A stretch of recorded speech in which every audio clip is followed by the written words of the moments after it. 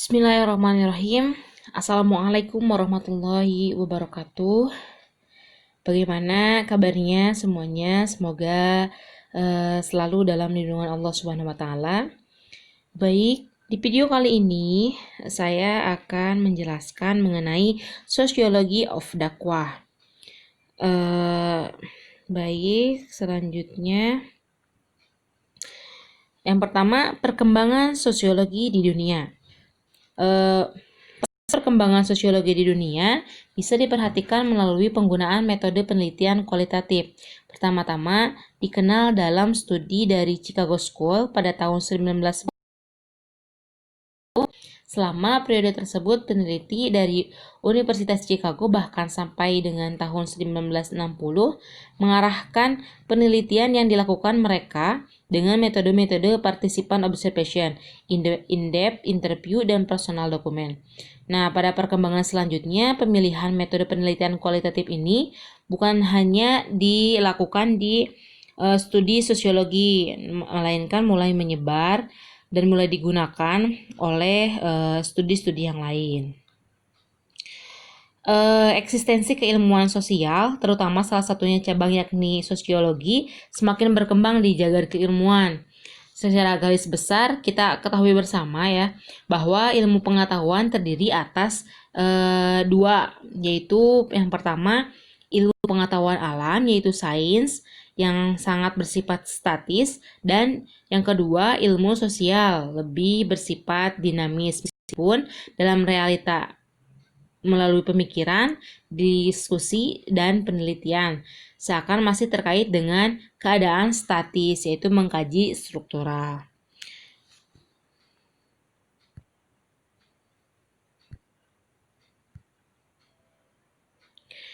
Nah, sejak awal kemunculannya ke sosiologi, tentunya ada saja pertentangan yang terjadi gitu.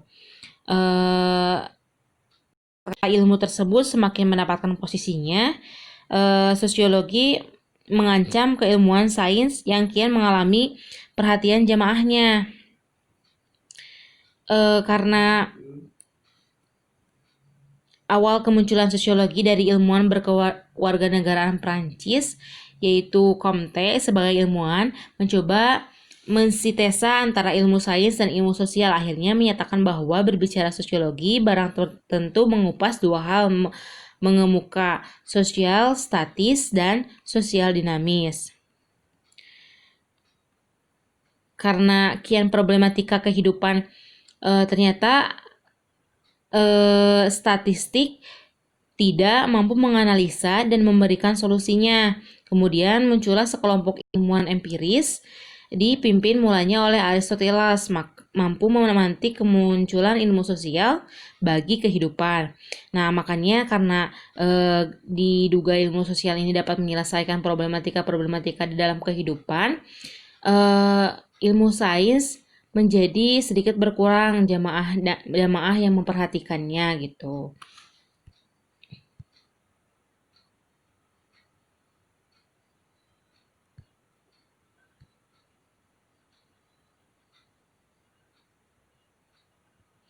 Jauh sebelum keilmuan sosial mendapatkan posisinya, maka kedudukan keilmuan dipegang kuat oleh pakar rasional, bisa dikatakan dipimpin oleh alur pemikiran dari Plato.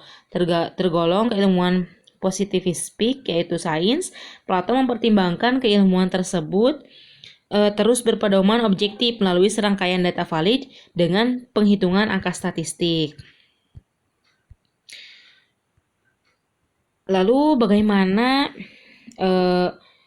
saat itu ilmuwan di Indonesia? Awalnya segenap ilmuwan tergolong pakar ilmu sosial, salah satunya sosiologi, tentu terus diperdebatkan kehadirannya oleh ilmuwan sains. Kondisi dunia sama halnya di Indonesia masih mempertanyakan persoalan endemis, yakni sejauh mana sosiologi akan bisa memberi arti bagi kesejahteraan umat manusia. Padahal, jika diperhatikan secara seksama, maka secara keseluruhan, unit pembahasan sosiologi membicarakan urgensi dalam kehidupan manusia, kemiskinan di pedesaan, otonomi daerah, proses demokrasi, pendidikan merakyat, disiplin hukum, jaminan hidup selayaknya, konflik, dan hal-hal lainnya. Lalu, bagaimana ilmu dakwah dapat menjadi penguat dalam hubungan sosial? Nah, dari arti dakwahnya sendiri, dakwah merupakan kegiatan di mana seorang dai atau pendakwah dan mad'u jamaahnya yang bersosialisasi di dalam dengan membawa proses interaksi sosial di dalamnya. Sosial menjadi hal yang tampak pada proses berlangsungnya dakwah. Tatkala dai dan mad'u berada di dalam suatu tempat yang sama, maka menjadi penanda hubungan sosial mereka sedang terjalin. Selanjutnya, definisi dakwah mendekati kesempurnaan. Maknanya bisa kita telusuri dari pernyataan Ali Hamzi. Menurutnya, dakwah yaitu usaha untuk mengajak orang lain untuk meyakini dan mengamalkan akidah dan syariat Islam dengan terlebih dahulu telah diyakini dan diamalkan oleh pendakwahnya sendiri. Jadi menurut Ali Hamzi ini, seorang dai itu baiknya menyampaikan sesuatu yang telah dia amalkan sendiri pada kehidupannya, begitu.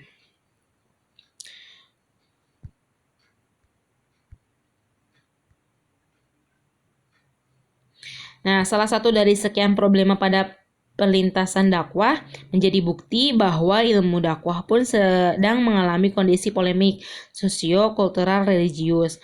Padahal, jika mengharapkan keteraturan sosial, maka dakwah menjadi tugas bersama. Oleh karena itu, tulisan singkat ini berupaya untuk menawarkan solusi keteraturan sosial dengan mencetuskan keilmuan dampingan bersama yang disebut dengan sosiologi dakwah. Keilmuan tersebut akan memadukan ketiga keilmuan yang telah mendapat pengakuannya, yaitu sosiologi, ilmu komunikasi, dan ilmu dakwah. Nah, sejalannya dengan dilibatkan persoalan agama ke dalam masalah kajian sosiologi menjadi hal yang sepatutnya terjadi. Mengingat selama ini manusia seringkali di saat merasa resah, gelisah, dan bimbang dengan apa saja problema kehidupan yang sedang dia alami, akhirnya akan menghadirkan jalinan antara hamba dan Tuhan demi mengharapkan ketenangan di dalam jiwa. Maka oleh karena itu, alasan yang bisa menjelaskan posisi ilmu dakwah sebagai sisi penguat untuk sebuah disiplin ilmu alternatif menyelesaikan masalah seluruh umat beragama di dunia, yaitu sosiologi dakwah salah satunya. Lalu sosiologi keilmuan tentang segala hal kebermasyarakatan. Pertama-tama definisi dari sosiologi itu sendiri. Sosiologi berasal dari kata sophie, yaitu bercocok tanam atau bertanam. Kemudian berkembang menjadi socius dalam bahasa Latin yang bermakna teman atau kawan. Lalu berkembang lagi menjadi sosial. Artinya ilmu komunikasi, ilmu dakwah, sosiologi, berteman, bersama, berserikat.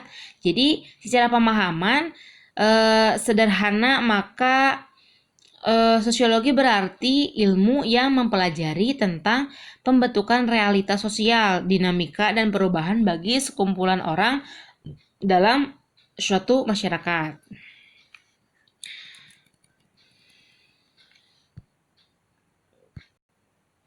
Lalu selanjutnya, komunikasi sebagai sistem penyeimbangannya. Persoalan komunikasi merupakan problema sangat penting dalam kehidupan dan perkembangan masyarakat primitif, masyarakat sedang berkembang bahkan sampai pada masyarakat modern. Lebih jelas disebutkan pentingnya studi komunikasi karena banyak permasalahan yang timbul akibat dari komunikasi yang salah. Manusia tidak bisa hidup sendirian. Ia tidak dikodrati harus hidup bersama manusia lain, baik demi kelangsungan hidupnya, keamanan hidupnya, maupun demi keturunannya. Nah, melalui ilmu komunikasi yang diaplikasikan secara benar, akan mencegah dan menghasilkan konflik antar pribadi, antar kelompok, antar suku, antar bangsa, antar ras, demi membina kesatuan dan persatuan umat manusia penghuni bumi ini. Ilmu komunikasi dihadirkan sebagai sistem penyeimbang. Tidak akan lengkap rasanya tatkala kemunculan sosiologi dakwah hanya mengemukakan saja antara keilmuan sosiologi dan ilmu dakwah saja. Memberikan fondasi keilmuan komunikasi kala mewacanakan sosiologi dakwah mengakibatkan dakwah nantinya yang menjadi misi setiap umat beragama akan menemukan usaha atau kegiatan penebar perdamaian dan berbagi kasih sayang secara tepat dan jitu di dunia gitu. Nah, mungkin sekian presentasi yang dapat saya sampaikan. Untuk kesimpulannya, dalam perkembangannya sosiologi yang mengarahkan manusia pada situasi dan kondisi kesejahteraan menjadi hal penting dalam kehidupan. Manusia berkehidupan dalam berbagai sendi kehidupan sosial, politik, hukum, budaya, dan agama. Jika saja menemukan problema dan atau diskriminasi, marginalisasi, dan alienasi, maka sudah barang tentu akan mencari keilmuan pendamping demi menemukan kesejahteraan. Nah, untuk saat ini hanya sosiologi menjadi kajian yang tepat mengusahakan kesejahteraan umat manusia. Seperti halnya dakwah menjadi kegiatan setiap penebar perdamaian dan berbagi kasih sayang tidak luput dari polemiknya. Oleh sebab itu, dakwah kini menjadi keilmuan dakwah perlu kiranya bersama sosiologi untuk menjawab dan terkadang sulit dijalankan umat manusia. Fondasi ketiga keilmuan yaitu sosiologi, ilmu dakwah, dan ilmu komunikasi inilah sebagai keilmuan alternatif dalam penyelesaian berbagai masalah sosial dan keagamaan dalam masyarakat dengan tawaran keilmuan yaitu sosiologi dakwah. Oke, cukup sekian. Wassalamualaikum warahmatullahi wabarakatuh.